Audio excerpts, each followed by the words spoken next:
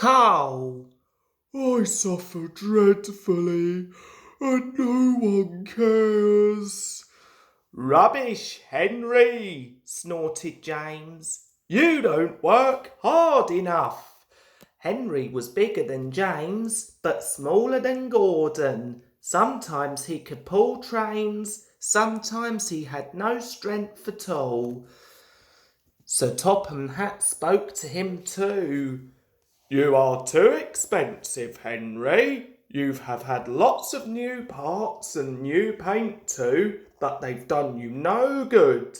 If we can't make you better, we must get another engine instead of you. This made Henry, his driver and his fireman very sad. Sir Topham Hatt was waiting when Henry came to the platform. He had taken off his hat and coat and put on overalls.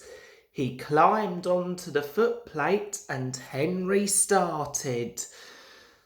Henry is a bad steamer, said the fireman. I build up his fire, but it doesn't give enough heat. Henry tried very hard, but it was no good. He had not enough steam and they stopped outside Edward Station. Oh dear, thought Henry sadly. I shall have to go away. Edward took charge of the train. Henry stopped behind. What do you think is wrong, fireman? asked Sir Topham Hatt. The fireman mopped his face. Excuse me, sir, he answered, but the coal is wrong.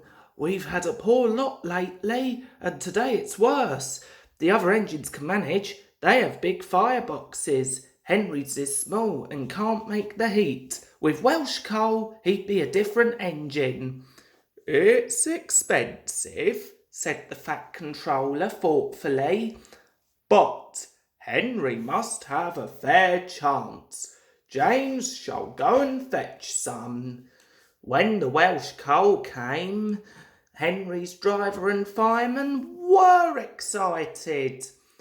Now we'll show them, Henry, old fellow. They carefully oiled all his joints and polished his brass till it shone like gold.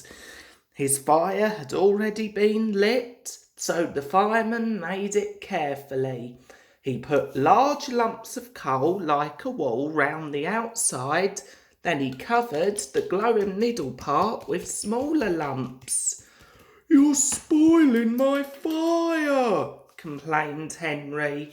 Wait and see, said the fireman. We'll have a roaring fire just when we want it.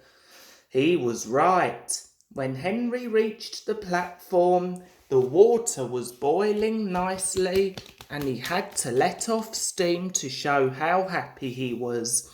He made such a noise that the Fat Controller came out to see him.